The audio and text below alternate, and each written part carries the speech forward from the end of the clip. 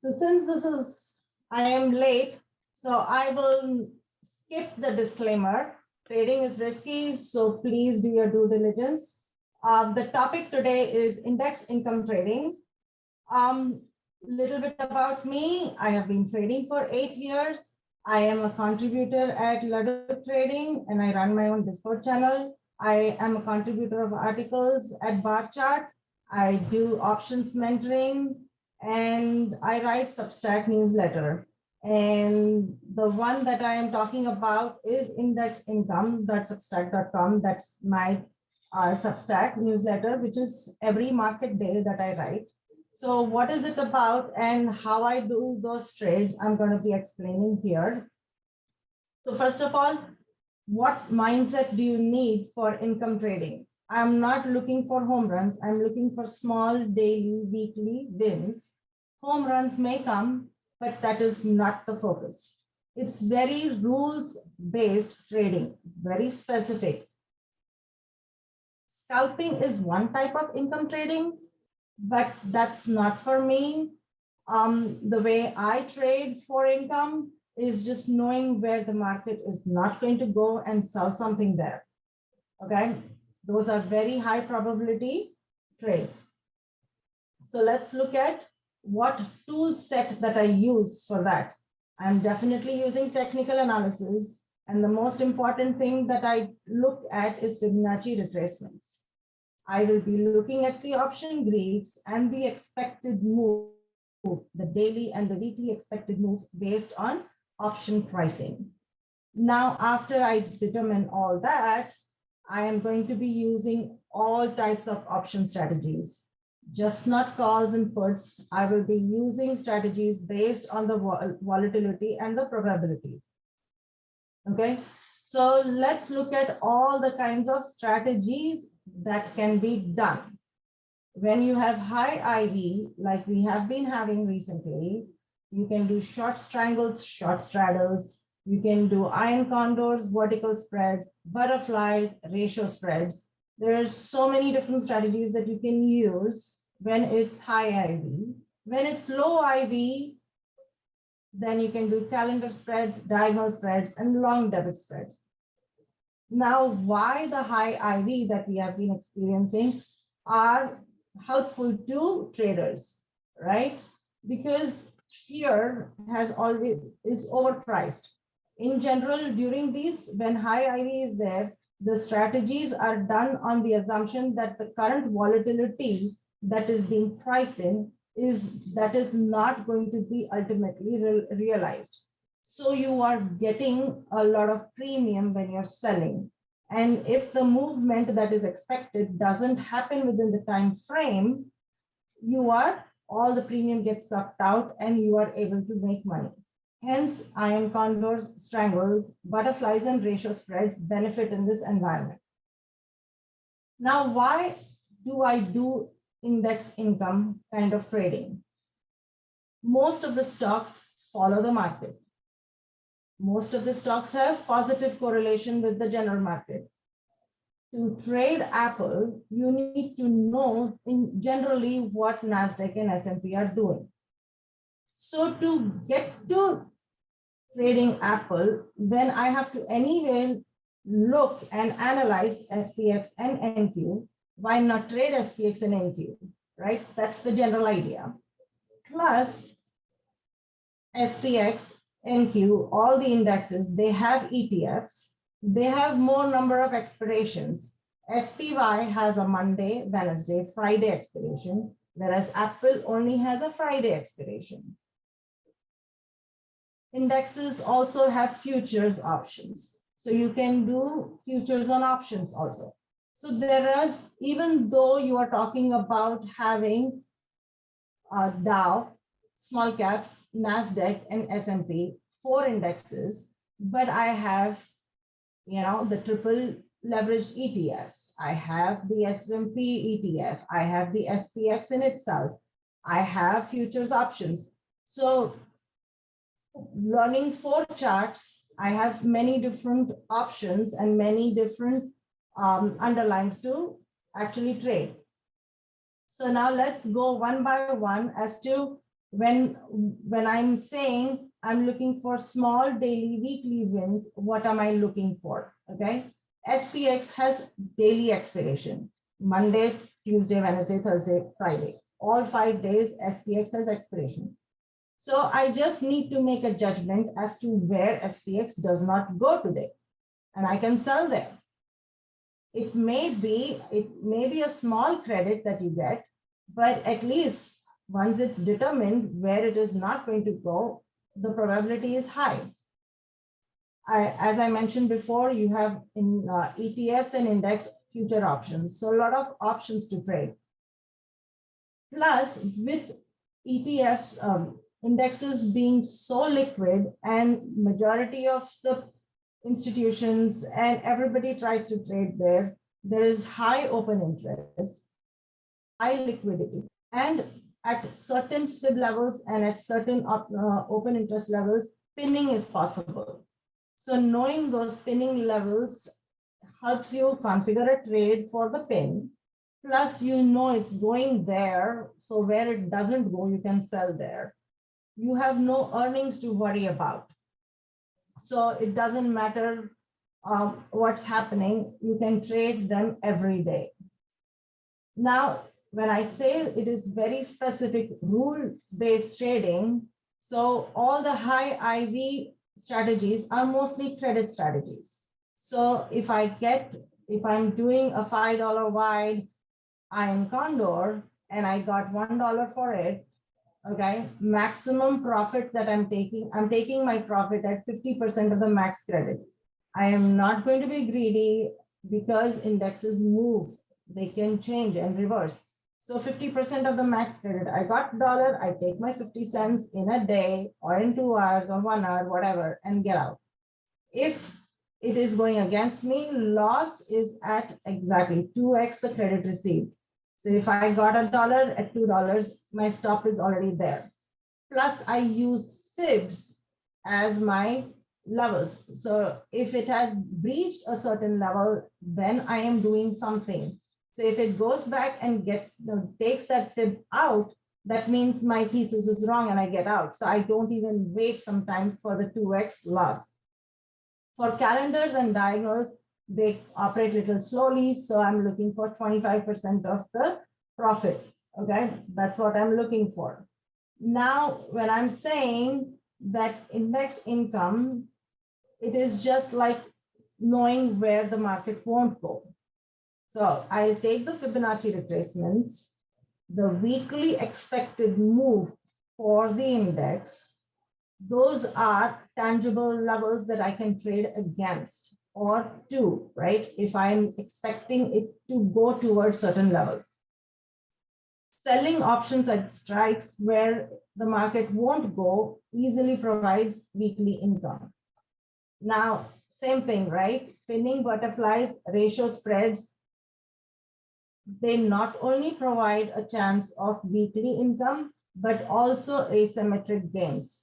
So a butterfly or a ratio spread, like today, I know that 3,800 can get tested, but 3,800, I won't go above 3,800. So I could easily have done today a call ratio where I am buying 3,780, selling 3,800 2 times over. So I buy one call of 3,780, sell 2 times of 3,800. And if today and Wednesday expiration for SPX, if it would have pinned exactly at 3,800, okay, the debit spread, the 3,780 to 3,800 would have been a $20 wide debit spread, which would have been fully in the money. And the 3,800 call that I sold would be fully zero. So by doing a call ratio or a put ratio, the chance of making asymmetric gains is very high. So let's go over the setup as to how I look at this and look for a trade every day. So the technical setup that I said, okay, if I look over here, I'll draw a fib, okay. I have monthly and weekly fib levels marked on the indices. So every month I'll take the whatever the monthly is, I take the fib, whatever is the weekly, I take the fib, and 50% of that is very important. 50% on the indices is very important for directional bias. If the index is below 50%, then I'm looking through a bearish bias. Otherwise, I'm looking for a bullish bias trade. Plus point of control and fib targets if they form a confluence. So this line that I'm showing B, right, this blue purple, that's point of control. So the point of control means where most amount of volume has traded. So that at that price, there was more volume. So this price has been tested multiple times. So if a point of control and a fib, so I'm just saying, suppose this is the point of control and my fib 1.27 also lines up here. So then I'm looking at a pinning butterfly when it is coming on, when the market is coming down for a Friday to try and pin it over there. That's how I'll be looking at it. Okay. At those points of confluence, you can have a reversal or pinning. Now, after I've done the setup and I've decided, okay, the market is 50% above, that means I'm looking for bullish or I'm looking below. Okay. Every day we have some kind of gap ups, right? Pre-market gap ups. So we are looking whether that gap up is going to fade higher or keep going lower. So if the market is below 50% and there is a gap down, then the momentum is slowly showing that, okay, even though the market is down, but Tesla is a little bit up, whatever. And I think that we can have a fade higher, then the target would be a test of the 50%. And if continuation down, that means it's a gap and go down, then the low of the day, previous day, the fib targets that I have on the chart are going to be the targets. And if it is over 50%, then it's the opposite setup. Now the daily and weekly ATR. ATR is average true range. So how much in the day or week that the underlying can move. So I'm just showing over here the expected move that the options are pricing in. Okay, since SPX has daily, right, expiration, you have a daily and a weekly expected move. So this is 109 points, weekly expected move on the SPX.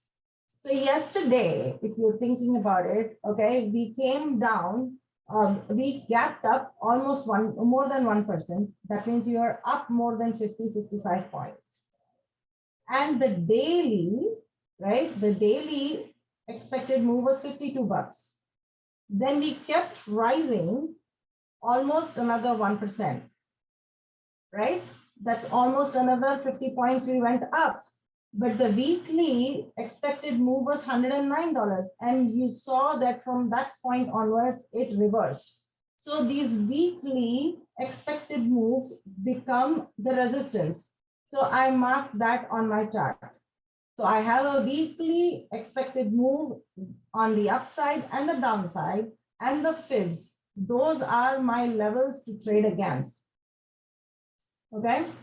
Now with this technical setup, I'm looking at all these kind of, right? I know the fib targets, I know the ATR, and I know the expected move. Now I'm looking at the volatility. Next, I'm looking at the volatility. Okay. So if the volatility, if the targets that I am looking at, right, the expected move or the fib, they are outside of the expected move, then I'm looking at the VIX, whether it can support that kind of move. Okay. So again, let me take yesterday's example itself when we talked about, okay, the weekly move is $109, 109 points or dollars on the SPX. We were up almost 53 points. We ran another 50 points. Okay. So that means we were getting close to the weekly expected move. Now, can it go further than that? Okay. I'm looking at the VIX of 16 means that XPX can have 1% move. A VIX of, this is a mistake, VIX of 32, we can have a 2% move. Okay, so the 2% move is going to be almost 53 points, was almost more than 1%. So we had almost done the 2% move. That means we had a 30 VIX yesterday. And by going this 50 points, we had not only come close to the expected move, we had even come close to the movement that the VIX could have taken. So selling above that point was logical because according to FIBS, according to VIX, according to the expected move, we had reached the max point for yesterday. I'm not talking about today or any other day. That is the reason income trading makes it easy. I'm just looking every day. Okay. Now let's look at what kind of strategy I could do with that. Okay. So same thing, when it's high IV, FIB targets and expected moves are there, then I'm looking at the VIX. All of that, if they're pricing in the move, right? So if the expected move is $100 and the FIB target is coming till there, there is a lot of option interest over there, open interest over there, a lot of volume over there. So you can think that, okay, it can go there, but it won't cross above. So then you are looking at a pinning butterfly towards it or a directional debit spread if it is low IV. And then, or else it's going to remain within that range. I know it's not going to go above. So I could do iron butterflies, which is a range-based strategy. If there is a mismatch between the expected move and the FIB targets, then I'm looking at going outright directional, buying calls. But in high IV, I prefer debit spreads. I don't like to go directional because what if it reverses? I am anyway buying high, option prices. If I'm expecting a fade of the pre-market gap, then I leg into iron condors to get a bigger credit. Okay. So what kind of time frames am I selecting? I'm usually taking that day expiration or the weekly Wednesday or the weekly Friday or at the most the monthly expiration. But mostly I am not going beyond these three. Okay. On a Monday, I may, because most of the economic, right? Economic numbers that we get, right? We have jobs Friday, CPI, and all those kind of things. And having so many expirations is easy. Sometimes we run into the Fed, then we sell off. So having those weekly expirations is very helpful. I can make a judgment for today and at the most by tomorrow, till tomorrow, take that expiration and be done with it. I don't need to be bothered about, okay, Friday I have jobs number. I'm done. I have an SPX Thursday expiration now. Okay. So some of the examples from how I have traded. Okay, this was on May 2nd. The market was falling. This is where you can look at it. Okay, we were falling like that. This is the January low. So I decided to do a put butterfly. Okay, why did I decide to do that? My weekly fib and my monthly fib both were coming and they were just under the January low.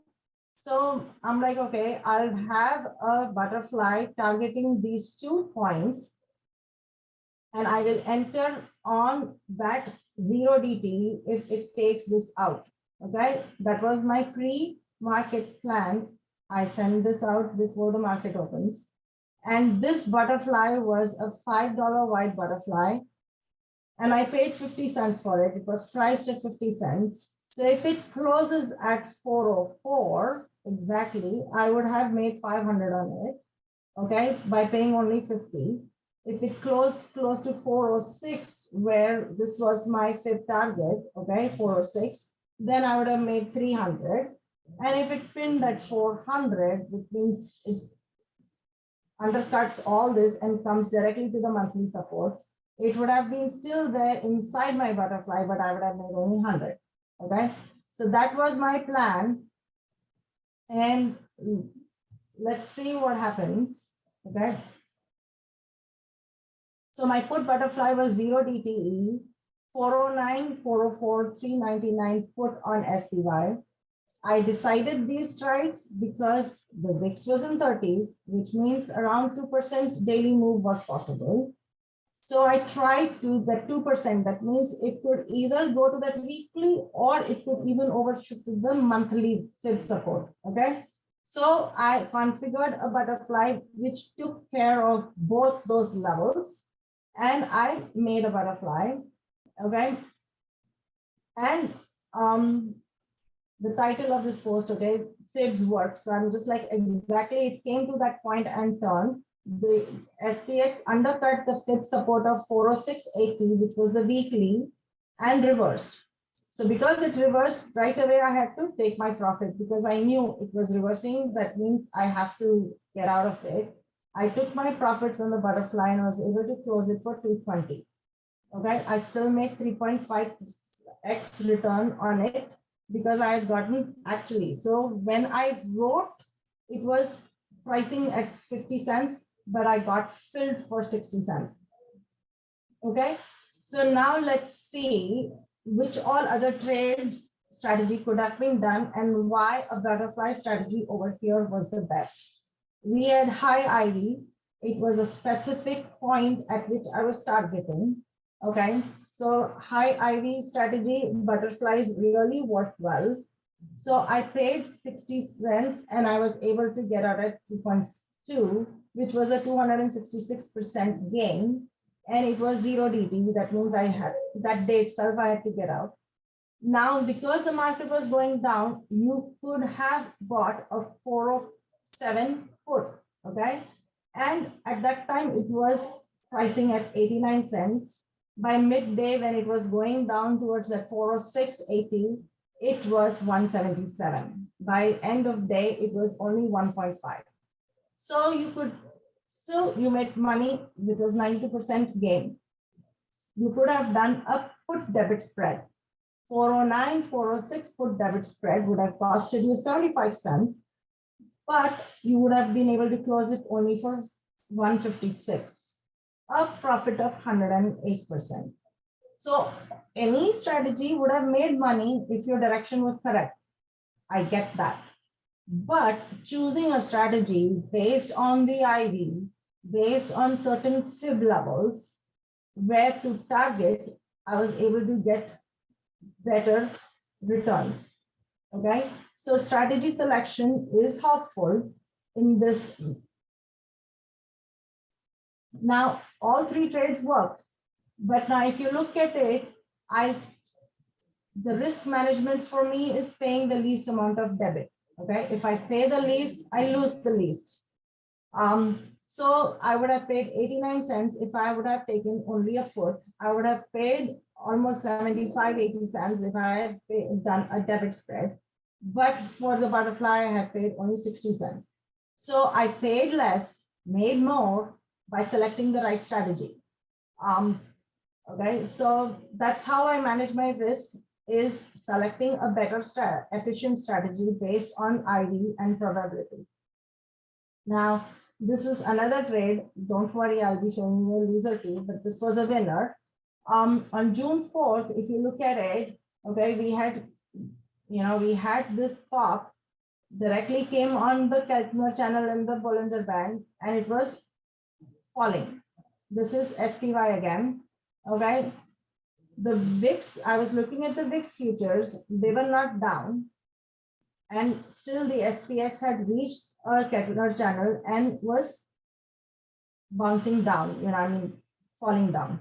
Then you're looking at the TTM squeeze was still to the downside. The momentum was still red. It had not shifted, which meant that this Keltner channel could was going to be resistance. It is not going to take this out. And it was a Friday, okay? So we could chop and we could probably pin. So you're talking about range based because we were bouncing, but the TTM squeeze momentum was still down, which means we still had downward pressure. We still had high IV. It was a Friday, so we could easily pin at a certain location. So I looked for iron fly. What is an iron fly? Iron fly is actually just an iron condor where both your short call and short put are the same strike. You can look at iron fly as an iron condor where both short call, short puts are the same, or you can think of it as a short straddle with wings. Okay, that's an iron fly strategy. So I did again, I'm looking at a 0 DT. It was a Friday, picked a Friday. So I took a 30-point iron fly, 41.20, 41.50. I sold the call spread. Then I sold a put spread 41.20, 40.90. Okay, got almost $25 credit for a $30 wide iron fly, which means that if it was in between those points, okay, so this is how an iron fly looks like, okay. So this whole thing comprises of the call spread and the debit spread. So this was 30 here and a 30 here. So as long as SPX was in between this tent, I would be making money. Okay, that was the thesis, and that is what I was looking at. Okay, so the iron fly I was filled for actually 24.80, and with 1 hour before market close, I was able to buy it back for $18. Okay, I received almost $25 credit, and I was able to buy it back for 18. So I made the max loss. Okay, so it was a $30 wide iron fly. That means even if it went past or below that 10, the max I could lose was $5.20. I got $24.80 credit of 30. So 30 minus 24.80 is $5.20. That was the max that I could lose. And I bought it back for less. So I was able to make $620. Okay, so that was an iron fly that I did. Now then next one over here, this is the ES chart, right? We popped and we were chopping around here. And this was my 50%. I told you that I look at 50% weekly.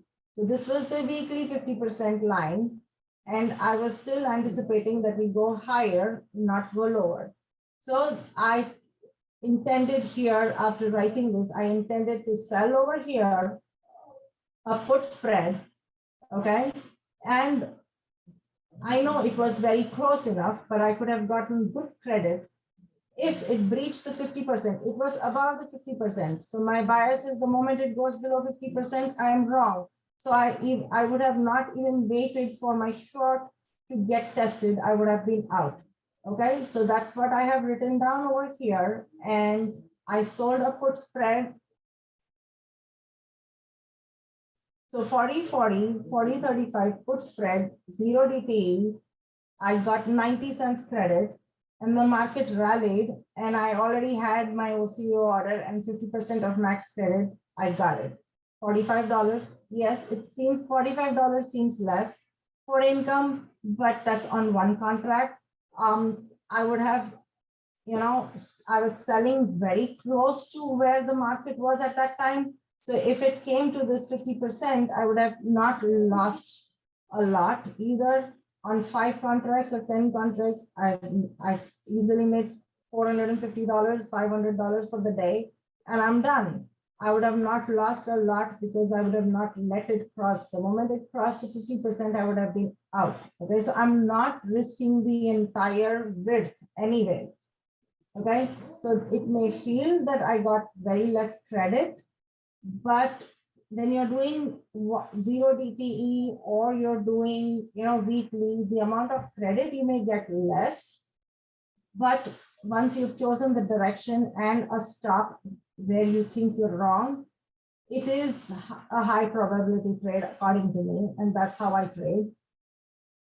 Now, as I said, that iron flies are range bound. When you think that it is going to be in a range bound scenario, you do iron fly. And if it goes beyond whatever credit beyond that width, you lose money. So we were having, May 13th, iron fly, Tesla, Apple, or Microsoft, they were falling. So I was like, okay, if everything else is falling, IWM doesn't have it, so that can probably go higher. So I chose but Apple, Microsoft, and Tesla, because of which SPX and NDX were under pressure. So I'm like, okay, that push and pull will keep market in range, especially for the IWM. So I chose an iron fly for 0 DTE. Okay, it was a $3 wide iron butterfly. I got $2.20 credit for $3 wide. So the max loss was going to be just the difference, 3 minus 2.2. That meant $80 was my max loss. And it actually kept going higher. So I lost money on this trade. Okay. So my thesis for why I do index income kind of trades, stocks come and go, right? Roblox had all the momentum, now it doesn't. So stocks can be hot and cold, but indices are always going to be there. To do any stock trading, you are anyway analyzing the indices as a starter. The indices are most liquid. SPX has daily expirations.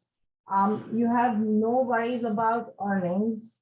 And the IV scenarios right now that we have, right now we have high IV, but even when the IV is not as much, doing SPX calendars and diagonals have provided weekly income for me. So I always have something to trade if you are looking at SPX every day. So that's all that I wanted to say. I did all the speed up and I still finished on time. So that's what, this is the Substack that I write. This is the link. If you go there, you get 20% off of the annual membership. Then I write another Substack, which is Monetive Substack. This is free. This is more sector rotation and thematic investment, more swing, more trend kind of Substack. And then I do mentoring and trade alerts. So for that too, if you use Women24, you can get 20% off. If you have any questions, let me know. I can answer with the whatever time I'm left with. And I'm sorry for the tech issues that I had. Didn't expect that, I'm sorry.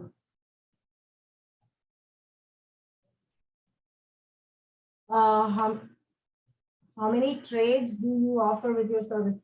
The Substack that I do about this index income is one trade per day. I just write it as pre-market.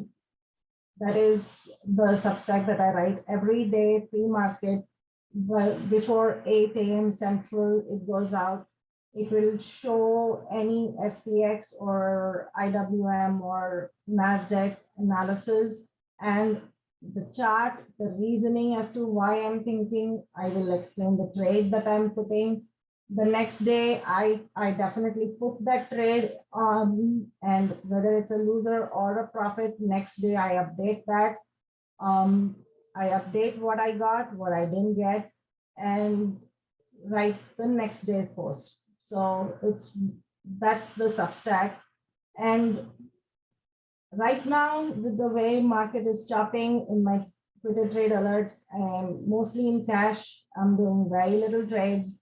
I'm waiting for the market to, decide whether it has bottomed, then it wants to go higher, or it, breaks this range and tries to go below, this 3650 area and wants to go back to, 3500 or so.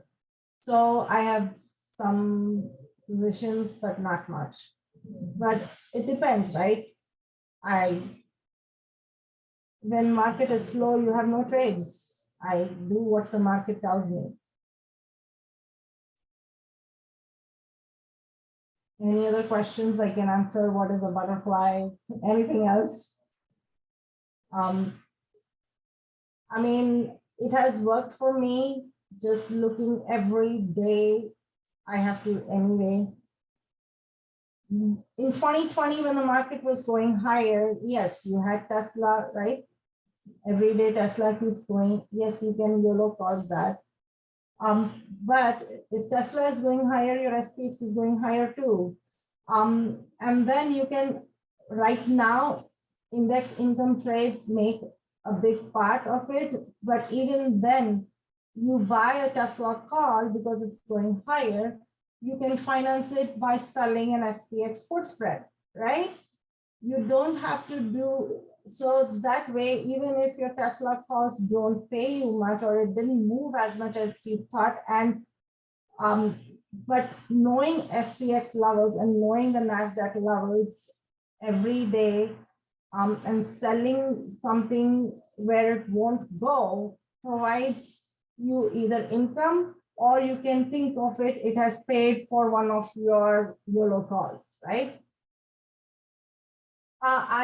So SPX requires a lot of margin sometimes when you do ratios trades or anything like that. That's why I do SPY.